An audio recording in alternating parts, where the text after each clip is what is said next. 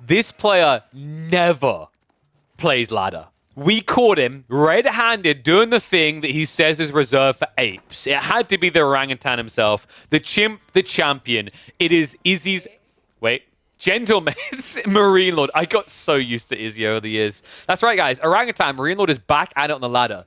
And when I say this is a rare occasion, I truly mean it. He barely ever touches ladder play. In fact, if I check his profile right now, in the last few days, yeah. Before this, his last play on the ladder was 22 days ago, then 23 days ago, and then 2 months ago. He never does this. And who would have thunk it? When he does it, he runs into this guy. The Artista is back. Don Arti on the Abbasid dynasty. Marine Lord, of course, is going to take to the Francais. This has got to be a banger, man. Marine Lord using one of the perceived weakest civs in the game. Don Arti using, honestly, a civ that I think is easily top 6 right now. That's how good the Abbasids are. They're very flexible. They have great utility. Even within specific maps, they have good options on the table. Let's see what Don can do with those particular options. Scanning rotation straight away, I'm kind of curious. Oh, Don, buddy. He's got a chance here to try and dart back down this side, but if he tries to run across the map, it's going to go bad.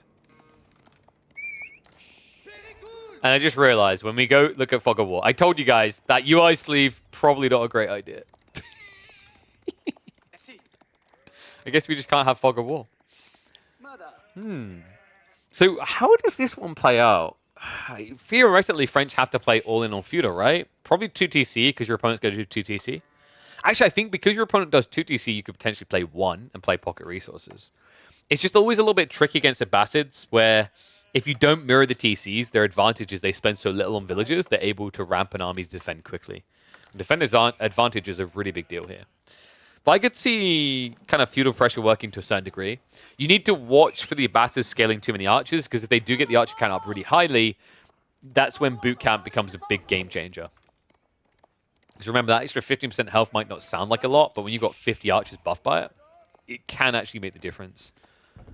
Especially when you get to the tail end of the fight. I find it doesn't matter at the beginning, because at the beginning of the fight, let's say you've both got 50 archers, you're overkilling archers 100% of the time, right? But when you get down to like your final 20 and below, that's where the 15 extra health, the 15% extra health can actually just break the game wide open.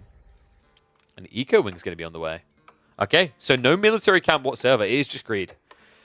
Yeah, this isn't too surprising. I know Don historically really prefers Eco Wing. Even in games where he plays 1 TC, his logic is that after he gets an advantage, he can then just build TCs after the fact, right? So, is a bit more greedy and less of a Don approach. I'm already seeing comments like, this is not a tower rush, what's going on? I still remember Don in the early days with Abbasids when they were absolute trash tier civ, just outpost rushing his opponents. Like, was it Avali? I think he done that too? Oh my god, yeah, it was Avali. I remember that game. That was fantastic. It was on Lipany. I think it was... Avali was on Chinese and Don was on the Abbasids. And he outpost rushed him so hard that Avali had to move his base to a corner. But no outpost shenanigans today. Not against the chimp. So we're going to hit the speed up a little bit here. Just to get into the H2 and start to see what's going to be happening here.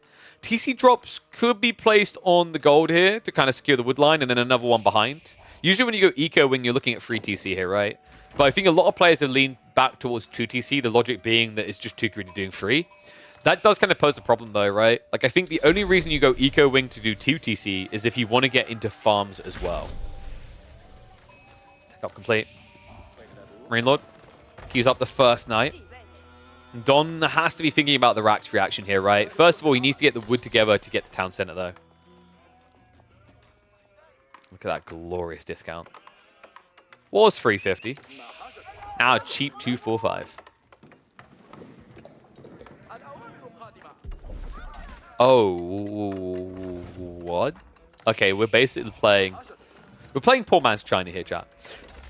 I wasn't expecting a TC this condensed. I thought he'd at least try to lean out maybe towards the other tree line to try and skew this area. But this is about as hunkered down as it gets. First knight does arrive from Marine Lord, and we already have Stone Gathering going on, so it is going to be a 2 TC build out of him as well. Both of these civs have very interesting dynamics when it comes to town center scaling. For the Abbasids, they pay less, right? Like, actually, they pay less on 3 TC than any other civ would on 2 TC. But on the flip side, the French, while they pay full price to their villagers, they don't get an 18 food discount per villager. They do get substantially more villagers, right? 17 seconds per production compared to the 20. So that's where their edge lies here. It does mean that over time, Marine Lord will build a lead. And the other intriguing thing is because Marine Lord inherently has map control, he can offset that additional cost of villagers with better resources to gather from. And you can already see he's doing that. TC on the deer to begin with. Boar is nearby. He's even got flank resources over here that seem very feasible in a game where his opponent is going defensive. Right? We have got the rack, Spearman now being queued up. And I think the goal here is for Donati to kind of lock down this back area, get all these berries secure, because that's when you inflate your food income crazily. Let's hit the speed up, though. Seeing as for now, Marine Lord is not going to commit, right? And Don doesn't want to come out either. So you have to start wondering, like, does this end up being a fast castle build from both sides? And if so, who does that favor? Well, the Abbasids, like, can do quite well there, right? If they go military wing, they'll have the camels to deal with the knights. Crossbow scaling is pretty easy. Boot camp makes it even simpler. The French getting mass arbitrary together can be very scary, though. So I think, you know, Don has to be a little bit worried about that. He needs to have some sort of advantage if they play into the next stage. Because if you can't end the game quickly, your opponent is going to fast in. It looks like we actually have a third TC coming from Don. A lot of wood as well. Keep in mind, he has got Fertile Crescent, though, so transitioning farms is pretty affordable. Looks like we have got the walls coming up, so this is going to be the TC drop right here. Oh, wow, and Marine Lord apparently doesn't have the bandwidth to go check this. Stone Gathering is at least being interrupted. Marine Lord doing decent damage here. Spimnar trying to react, but it's difficult. He does get what he needs, though. 245 stone is what you need for the second, or third TC, rather, here for the Abbasids. And a little bit more defensive than I was expecting. I guess he's worried about the Knights raiding around. Oh, darn, no. Okay, coffee break over. Luckily for him, Marine Lord's pulling back because he's going Castle Age. I can't believe that, dude. If he noticed that, that would have been extremely punishing, actually, for Don. Because both the berries are kind of forward spawning, so archers can harass it. What the f... What? Don. Dude, 3 TC was good enough. Why? Why are we on 4 TC now? Don. Dude, what year is this? 4 TC against the #1 player in Age of Empires 4. Dude, this is bold. I'm pretty sure, if, like, Don, if it's just so ballsy, if he slumped him on the table, he'd probably break through the wood. God damn. Why not? It's only 32 food. Please stop. It is kind of funny, right? 128 food per 20-second circulation, right? For 4 TC. That's almost at a 50% discount. Meanwhile, Marine Lord has one idea, one goal in mind. He's heading towards castle. Does he really? He must do, right? He's seen the stone on the front side. He sees his Nico-ing. He knows that it's quadruple TC. Funnily enough, when you're quadruple TC, guys, you can just afford to lose villagers. Who cares? Just get some textiles. Makes them last long enough. And Marine Lord, this is where he should be rushing relics, right? So I'm expecting him to stockpile a bunch of wood and then probably go double monastery just to try and get all relics quickly. Because Don shouldn't be coming out now. He is scaling horsemen, which is kind of peculiar in this type of situation. Especially considering you've got limited food. And sure, it's a lot of food. You know, you've got the beautiful things such as Fertile Crescent as well as the fresh foodstuffs. But I feel like this is keeping you away from going castle. Maybe he's worried about the dive. I mean, Marine Lord could aim for it. Veterancy is on the way. Steel Arrow also being queued up. Lord. We do have the first monastery being dropped now. No double monastery pump, but that could change in the coming seconds. I think there is some value in adding an additional archers here, even when you're up against horsemen. This is why I found the horseman detail a bit questionable. Is like veteran archers with blacksmith upgrades will disintegrate the unit that's meant to counter them. It's going to be fully fledged Royal Knights coming in just a second. Horsemen are going to try to ride past. Dude, this is just not the fight you want. Yeah, so it's starting to look like the idea here was to go after economy, but he got scouted really early, so this doesn't hit very hard. And now, because there's a dive coming, you have to add in more units just to hold. Marine Lord starting to hunt. Donai is getting a decent bloat together here. And keep in mind, Spearmen, although they're countered by archers, they can get close enough that you can't start a step. They can trade reasonably. Not crazily well, but they can actually make a difference, especially with some horsemen behind them like this. Remember, though, Don is on the clock. This was a Guildhall build, which means inevitably the French will eventually reach Imperial Age, even if they start putting everything into castle.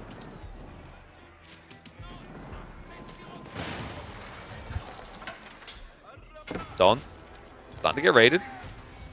See, Don, I don't understand, buddy. Why are we not building more town centers? Right? It produces villages. It's just over 500 resources.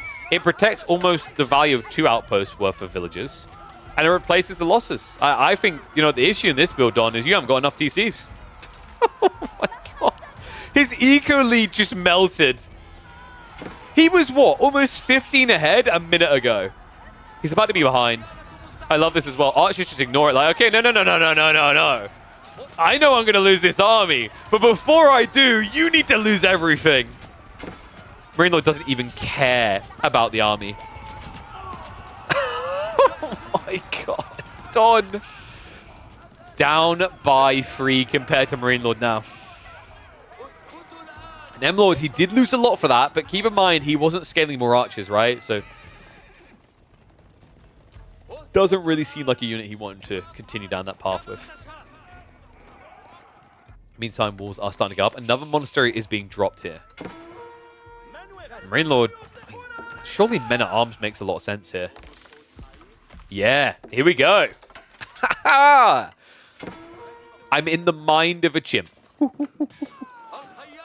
And he wants to ape send it. So men-at-arms now coming in. Don's entire army gets countered by that. He needs to switch. He needs to identify it quickly. What's the logical switch here? I think crossbows makes the most sense, which is kind of unfortunate for the guy that has 6 stables and 3 racks. What? Don, you do realize you didn't pick the Juji, right? This isn't a Jiangnan build.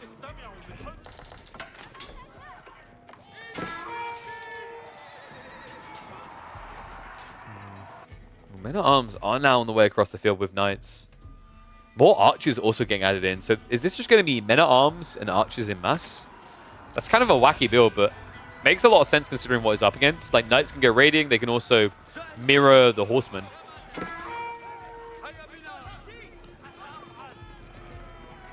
Please don't queue up lancers. The problem with lancers here is, like, your opponent has access to French knights. They're just better.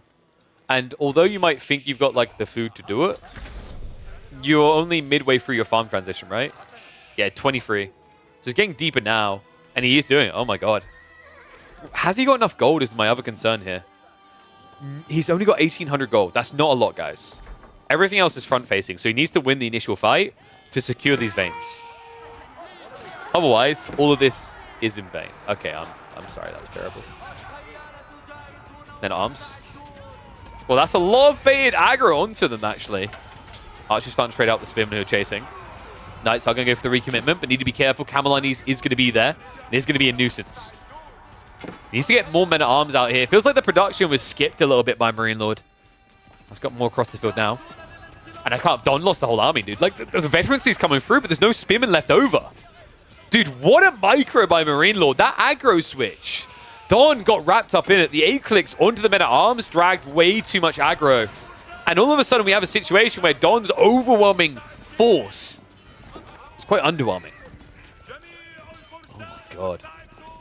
Even the final camel likely to go down here. I mean, the knights won't have to care from that point onwards, right? And it is just going to be heavy armor commitment here. Don still reluctant to move towards crossbows in a game where it's the path of least resistance here.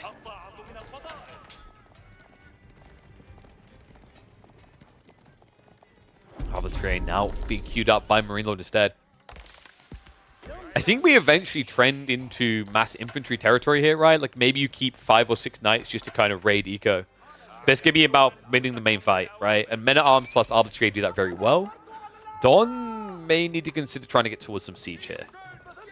The problem right now is Don is playing a very blind game of AoE4. His scout has moved out to sniff out the deer location on the west. He's moving Lancers out there now, but he still doesn't know what the comp is. I can't believe this, man. I mean, for those saying, why didn't Don just wait 20 more seconds? Because there was a dive attempt.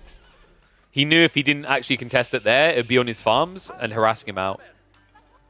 Keep in mind there's this balance of not only trying to protect villages, but also protect info. You don't necessarily want Marine Lord to know that you are 40 farms deep, right? Because that reveals a lot about your intent. It reveals a lot about the state of your economy as well.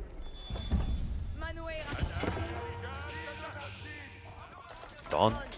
He's trying to get him with a little flank attack here. Lance, in the meantime, have idled out on the west side. And it looks like orangutan here. Mr. Marine Lord may have left a gap in the defense line here. Arbitrary were trying to intercept the troops they came across, but he's a little bit late. So will be some idle time inside his base.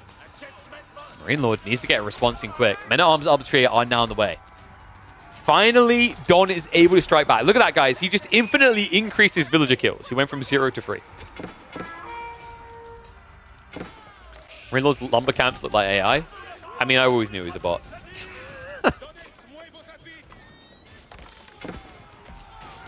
That's coming in. So that's going to be a mop-up of the raid. Some damage was done, and he did scout some critical info. Don now knows the farm transition is underway, which means that it hasn't happened yet. You'd think. Oh, come on, dude. You have to wonder if some of that was intentional from Marine Lord here. Right? Like, he looks as if he only just began a farm transition, but he's already 30 deep. So there's going to be an implied weakness here that Don's going to look to exploit that actually doesn't exist. Wolves are also now going up, so that will stop this troop roam happening. It should turn it into more of a funnel, which is exactly what you want when you're massing Arbitrary like this. In the meantime, I'm just going to try to skirt it, but they're in for bad news when they head on over here. Don should realize it now with them rallying towards this location. More crossbows need to arrive here. Knights are coming in to try and protect as well. Looks like a few Lancers are going to get in, but the other side, the Knights do the same. Spearmen are waiting, though. There's no easy entry there. Will be a shift through for Don, but with Knights chasing, it should be very hard to hang around for long. And a keep drop is now coming in, so next time that won't work. On top of that, this is a huge discount. Remember, we're dealing with the French here, not Jeanne D'Arc. So you have to remember that those castles do give you a 20% discount, which can be ramped up to a 25% discount on costs for stable and archer range units. Villagers will shift back. Yeah, this is smart by Don. It's not worth chasing for 1 or 2 villager kills. Realistically, you just want to keep raiding through, stay away from the army mass, and chip villagers over time. And wow. Don's doing something a little bit wild here. We have composite bows on the way, which is surprising against Arbitrary. Red Palace is now coming in, right? So the reason it's surprising against Arbitrary is Arbitrary will have Pavis to protect them, and soon they're going to have the crossbow stirrups as well. I have to wonder, like, Don, should the answer maybe been mangoes here? Army's at least going to march across. He has no clue about the Red Palace. The 13 villagers should be able to get this one up. Meanwhile, a burn at the center as he starts to breach the base. Rax is now being targeted, but Marine Lord definitely has an army that could contest this. The reason he's not is much easier to just wait for the tech up. Because once that tech up comes, Don is going to have to either dive or back away. And considering it's the French, he might consider simply backing off here. And yes, the guild hall was used for the food. Dive begins towards the army. Arbitrary are underprotected here. They do not have Gamisons either, so they're a little bit of a liability. The men-at-arms are drawing a lot of attention, and there it is. Confirmation of Imperial Age here. And Don, in for a penny, in for a pound, right? He understands. He needs to see the Red Palace before he has a reason to back away. If he has to back away now, it's over anyway. He doesn't have his tech up. Marine Lord now able to get those drops on the Pavis. Means that frontlining with his crossbowmen all of a sudden a good move. Don Artie Should be running out of steam soon. He's just trying to keep the pump going, but the reality is the upgrades are already on the way. Elite tech in 30 seconds. We've got gambesons as well as crossbow stirrups. I think Don just has to concede this. He has to move into him. Oy, oy. Kind of a rough state of things as well. Like Don, wait, what? He's queuing up so many archers here. Against mass men at arms and arbitraire. I'm not convinced this is it. The problem is now Mangoes is a bad move, right? Because your opponent can actually get into Springwolves with shot triggers. And Don just has to keep ramping it, right? I think the logic now behind archers here is they're kind of cost efficient. You're not eating much food and you're not eating any gold, right? Which means you can stockpile that towards Imperial. So it kind of feels like the archers are simply a distraction to keep Marine Lord in his base. The time being, though, it is working. Stakes made here. No use of the Pavis coming in. A little bit funky that that's actually not happening here. Remember, these archers, they hit for 9 damage. Pavis will give you 5 armor, so that means you'll reduce them down to 2 damage. You do need to stand your ground. And it seems like Marine Lord doesn't want to do it, so instead he forfeits over the front side of his base. Don Artie now swelling up with an overwhelming advantage here. 22 military to 65. With the castle now in range, the TC as well, these Arbalest emplacements should now set him back. And yeah, finally, we do see the Pavis coming in. Kind of crazy it didn't happen sooner, but credit to Don, man. The mass he had pushing behind this. His army is going to get cleaned up, but he got what he wanted. Culture Wing now on the way for the Abbasids.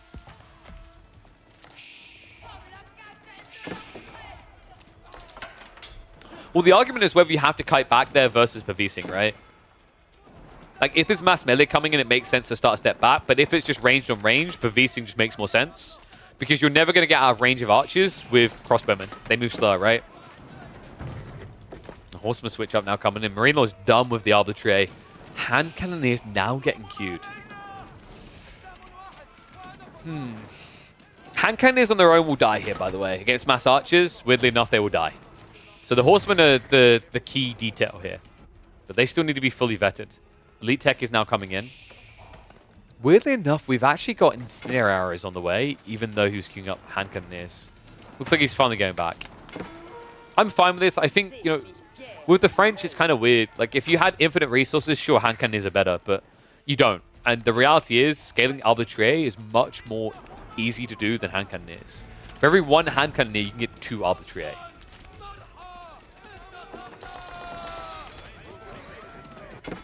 Guillem's... What? Okay, that makes more sense. I'm glad I'm seeing horsemen here. Guillem's is a little bit funky here. It's pretty rough against arbitraire. Alright, like I can't think of a worse crossbowman type to build Guillem's against because your double strike gets mitigated hard. Right? Arbitraire, if you even reach them, will have a ridiculous 8 melee armor here. Don hates siege, right? I mean, he has to at some point go to it, right? We've got a key drop now on the way. I'd love to see siege workshops behind this, and there we go. Triple workshop from Don. Resonation knowledge also on the way. That's going to be very helpful at this stage in the game. A lot of imp techs cost a hell of a lot. Remember, they're 1,000 resources, so saving 200 per goes a long way here. Biology tech now on the way. Royal Bloodlines coming in. Marine Lord, it's kind of weird, right? Like, usually with a lot of civs, you see the state of the game, you're like, okay, Don's ahead. It's not the case here. It's so difficult to now really punish anything Marine Lord's doing behind this because the TCs, which we went up to 3, by the way, and the keeps. The Red Palace effect is so oppressive. Tongbin, though, he's going to get a good trade. Mainly because the horsemen have gone hunting here. Check this, Marine Lord goes after the economy. Okay, this means Don has to make a choice. He's either defending or he's breaching. We have got bombards now on the way, so that should give him some breach potential. Horsemen, in the meantime, should get mopped up by Ghoulems or Spearmen. Remember, Ghoulems are great at dealing with horsemen as well, due to the lack of melee armor. But Marine Lord isn't doing this to win a fight, right? This is now drawing attention. He's trying to buy time. Because whenever reinforcements are addressing that, the main army can do this. Dive in. Archemass gets wiped out. Don Artie down to just 25. And keep in mind, with mass horsemen as well as the Royal Bloodlines, you could even camp the keep. So their crossbows go marching forward. Royal Cannon is now on the way. So Marine Lord looking to clear up this forward keep. Don may have happened to him at the worst possible time. He doesn't have the troops in position to stop this. He's still surging forward here. Marine Lord's still hunting on the back. I don't know, man. I feel like Don just needs walls. This is wild. A stone wall alleviates this problem. Even Palisade slows it for a reaction, but right now he's in trouble. Textile's at least going to offset some of the damage, but those are elite horsemen. 16 damage per strike. They're going to spill some blood. Don. He's going to go under 100 eco here. Will be a pull away last second. Arbitrary follow-up now comes in. Pavis has been dropped as well, so archer damage is being mitigated. It's going to be a back away. It realizes he can't hang around here as the melee lines do engage. Marine Lord has to back away. Cannon, in the meantime, has not begun its duties yet. It's on the way across from the east side, so keep will be cleared up soon. I'm just looking at the gold state, though, and I see a really big problem here, guys. Don didn't play for the 8K. Which might end up making him look like a 1K. This is really important. You're playing French. French suck in the late game without gold. It's mandatory, really, to exist at that age. And Marine Lord got 16,000 gold secure on this east side. He actually also got the 4K in the west. He has everything. Don. He's running out of everything here. Last of the gold is gone, right? His income should be close to plummeting. In fact, he's trying to move out here now. Bombards are on the way, but this is not going to be a quick, clean clear. Dude, I can't believe this. If Don had the gold, I could see a way in which he could win this. But with this detail in mind, the game just got difficult. Villagers, they could be pulled for the bombards now. Instead, they go for the repair. Keep drop is going to start cleaning this up. Meantime, in the center, Arbitrary are standing their ground. Mass Archer's not able to deal with it. And Cannon has almost cleared a path through. This is slipping. Don needs this cleared ASAP. Castle about to go down. Villagers were hit up, but not enough. Gold now being gathered again, but for how long? The thing you got to keep in mind is what's happening here. Castle return fired as the cannon is going to take it down, so both players losing their keep. But now, considering how close this is to Marine Lord's base, this gold line is going to be the new target, and it's an area where the French should have the advantage. So how does Don switch this up? Because right now he's got horsemen. They're not heading into the economy. Remember, it's very difficult with those Arbasin placements. Very much shotguns down any horsemen that arrive. Another big issue I'm seeing in this game, we have got elite army tactics, but that is it, right? We haven't got incendiary arrows. We haven't got biology. Other side, we're talking about incendiary tech as well as royal bloodlines. It's a big difference. One that really matters here. Arbitrary able to hold. Donati having to fall back now. So gold likely to be forfeited in the next 20 seconds. At that point, Don either needs to set up trade or he needs to breach. And breaching is difficult, right? He's got 3 bombards, but he can't go off the Red Palace. The 10-tower range guarantees that.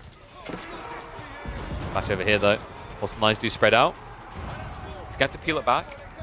Mass spin is a problem, but Marine Lord now with the switch up. Men-at-Arms are on the way. Just needs to get the Arbitrary out, and then we'll have a healthy comp to clear what's coming, because now Don doesn't have the gold to get either crossbows or hand cannoneers. Awesome raid hits as well, so gold definitely going to be denied out. And Don now in trouble. I don't think he realizes it just yet. The Men-at-Arms have been held in reserve. They're about to start arriving. Arbitrary baiting them in. Men-at-Arms now taking the brunt of the fire here. You can't help but feel this is starting to pitter off. Wood income, underwhelming. Gold, non-existent. Food income, really not where you want it to be to keep the spam going. And I think this is the convergence point. Marine Lord now moving in. Men-at-Arms go for the dive. Arbitrary move in again. And the front line has now been cleared. Don will try to get away, but the bombard's surely too slow to escape this. Yeah, this is rough, man. I think Don, dude, like, he was close to having this if he could just find some extra gold. But that then leads to the question, were you close at all? Marine Lord, this was just so smart. He read the map correctly. Red Pass on the east side secured everything. Don was so busy just trying to get his eco blasted to 140 and then move out. He forfeited the key win condition here. 16,000 gold really was the difference between these two players. It's what allowed Marine Lord to pump Men-at-Arms and crossbows when Donati couldn't. Still a really cool game, dude. I can't believe we had a 4 TC boom.